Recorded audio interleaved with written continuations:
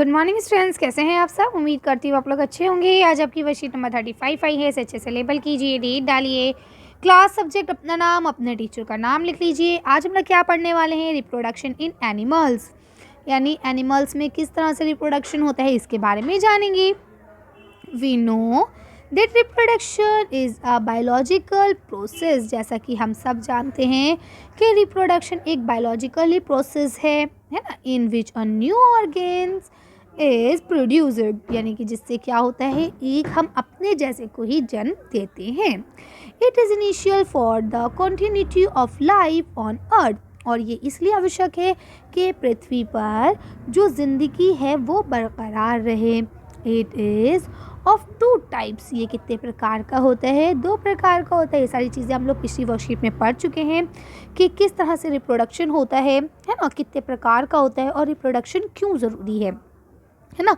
हमने ये चीज़ जानी थी कि अगर रिप्रोडक्शन नहीं होगा तो फिर क्या होगा, आपका जो मतलब मान लीजिए लॉयन है ना, अब लॉयन का जो पेयर है वो इस मतलब अब अपने जैसों को जन्म ना दे तो क्या होगा, उनके मरने के बाद कोई भी लॉयन नहीं होगा, है ना। तो क्या होता है, उनकी जनरेशन जो है वो क्या हो जाती है, ख़त्म हो जाती है ना, उनकी प्रजाति क्या हो जाती है, ख़त्म हो जाती है।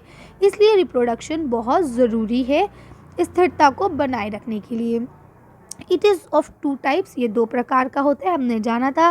सेक्सुअल रिप्रोडक्शन कौन सा होता है, जिसमें टू ऑर्गेन यानी टू पेरेंट्स यानी मेल और फीमेल दोनों ज़रूरी होते हैं और दोनों इन्वॉल्व होते हैं, are required for producing a new organism, जिसमें एक नए न्यू बॉर्न को, एक नए बेबी को जन्म देने के लिए मम्मी और पापा दोनों की ज़रूरत पड़ती है। ऑफ स्प्रिंग्स है ना, दोनों की मतलब बच्चे को पैदा करने के लिए उसमें मम्मी और पापा दोनों इन्वॉल्व होते हैं, ठीक है।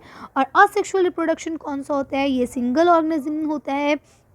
Single organism can produce a new organism, यानी इसमें कोई भी एक सिंगल पेरेंट होते हैं जो एक नए बेबी को जन्म देते हैं, ठीक है। ये अभी हम लोग बात करें प्लांट्स में और एनिमल्स में, ठीक है। As we have already studied in previous class that plant that reproduced sexually have a male and female part that are located in flower reproductive organ। क्या बोलते हैं कि जैसा हम लोग पिछली क्लास में पढ़ के आ चुके हैं, बल्कि पिछली वर्कशीट में भी हमने थोड़ा बहुत जाना था इसके बारे में, कि जो प्लांट्स होते हैं उनके अंदर जो है सेक्सुअल रिप्रोडक्शन होता है। उनका जो फूल होता है ना, पेड़ के अंदर जो फूल वाला हिस्सा होता है उसी के अंदर मेल और फीमेल पार्ट होते हैं जो रिप्रोडक्टिव ऑर्गेन अपने अंदर रखते हैं, और जिसके बाद नए जो बेबी है उसको बॉर्न मिलता है, यानी नया पेड़ निकलता है।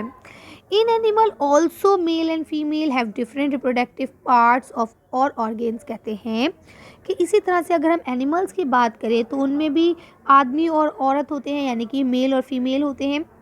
उनका भी रिप्रोडक्टिव पार्ट्स जो होता है या ऑर्गेन्स जो होते हैं वो क्या होते हैं, डिफरेंट होते हैं, अलग अलग होते हैं। The main function of this reproductive organ is to produce the gametes, ठीक है। यानी इसका मतलब इनका क्या होता है, ये सबसे पहले गामेट्स को पैदा करना चाहते हैं, है ना।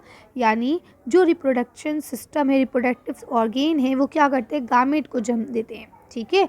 These gametes fuse to form a zygote, और फिर वो जब आपस में क्या करते हैं, आपस में रिएक्शन करते हैं, आपस में इन्वॉल्व होते हैं, तो क्या होता है, वो जाइगोट में बदल जाते हैं। It is the zygote which develop a new individual, और यही जाइगोट बड़े होकर डेवलप होता है ना, और नए इंडिविजुअल को जन्म देता है ना। This type of reproduction beginning from the fusion of male and female gametes is called sexual reproduction.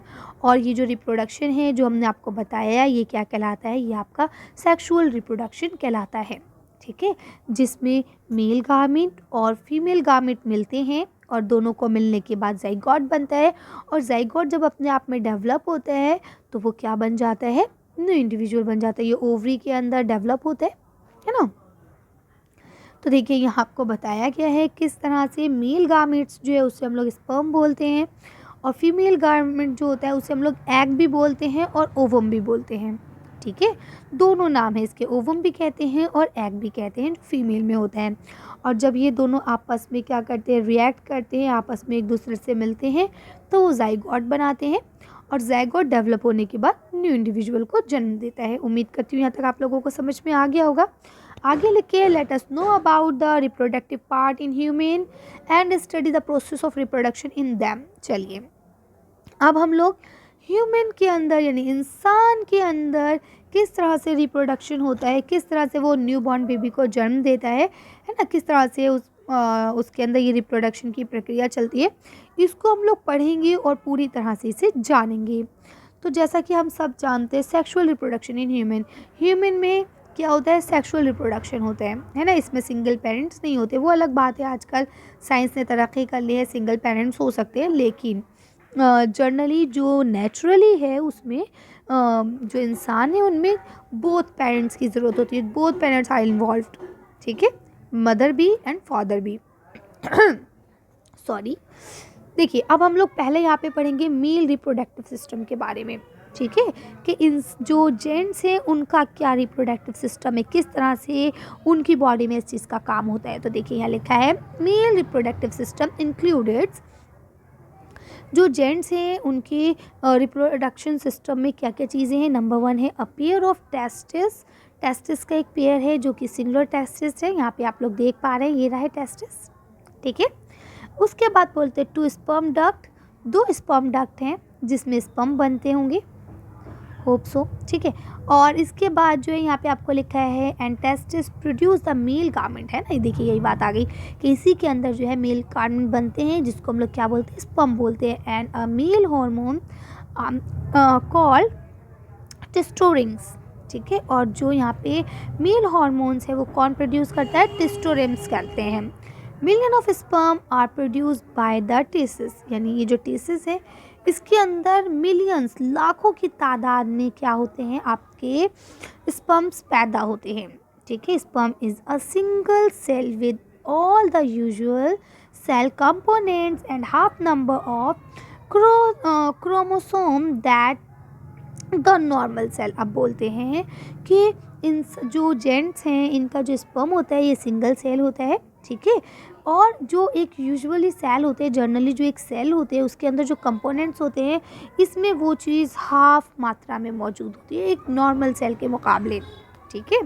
Throw, क्योंकि देखिए इसे जाके मदर में मिलना है, वहाँ जाके ये कंप्लीट होगा। अगर ये ऑलरेडी कंप्लीट है तो फिर मदर सेल की या मदर के हमें एग की या ओवम की ज़रूरत क्यों पड़ेगी भला, है ना।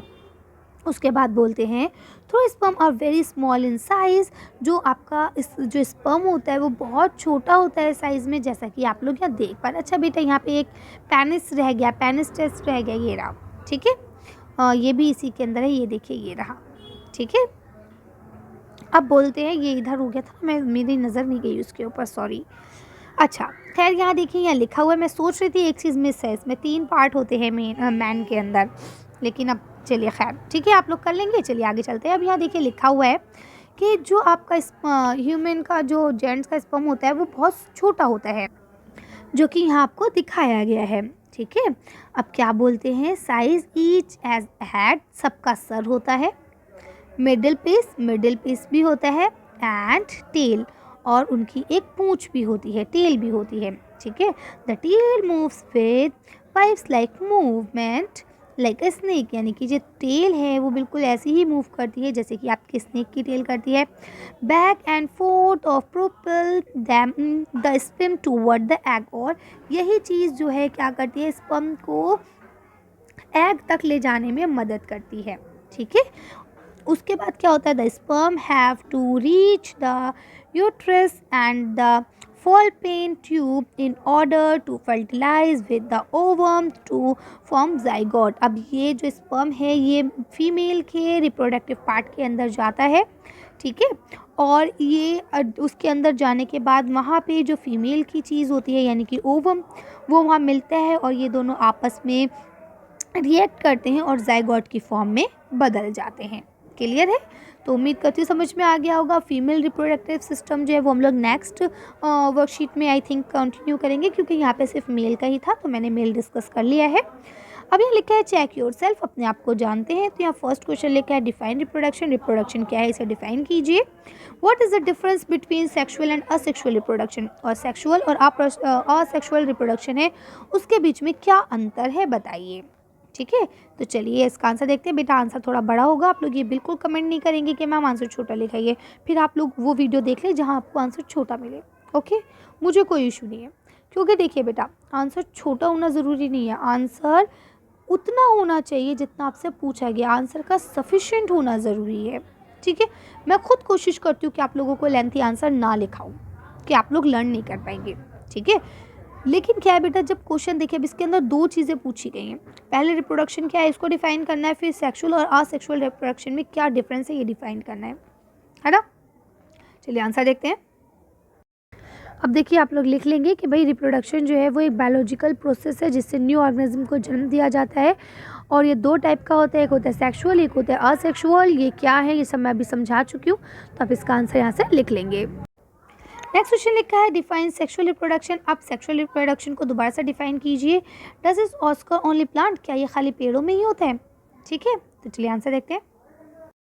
इसका आंसर यहाँ से लिखेंगे mail and female have different reproductive organisms, यानी कि जेंट्स में और लेडीज़ में दोनों में अलग अलग ऑर्गेनिज्म होते हैं, जिनका फंक्शन क्या होता है, दोनों के रिप्रोडक्शन ऑर्गेन्स जो हैं वो आपस में एक गारमेंट्स प्रोड्यूस करते हैं, जो गारमेंट्स आपस में फ्यूज़ होने के बाद क्या करते हैं, जाइगोट के फॉर्म में आ जाते हैं।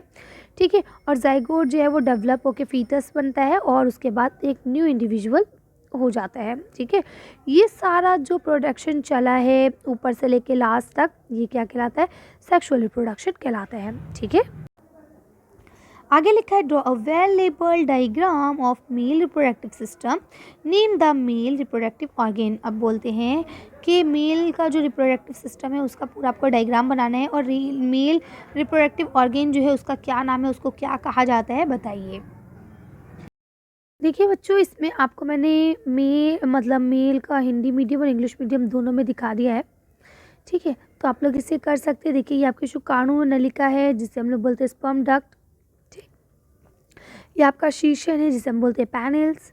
ठीक, इसके बाद ये आपका वर्षण है जिसे हम लोग बोलते हैं टेस्टिस। ठीक है, इसे आप लोग कर लेंगे, और यही आपका मेल रिप्रोडक्टिव पार्ट है, यही मेन रिप्रोडक्टिव सिस्टम है, जिसमें आपको और कुछ नहीं लिखना है, बस इसे ही बनाना है, तो बना लेंगे।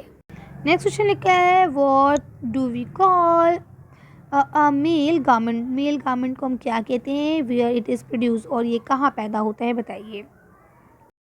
बेटा ये आपका आंसर नंबर 4 है, ये मिसप्रिंट है, आप इसे सही कर लेंगे, ये टाइपिंग मिस्टेक हो जाती है।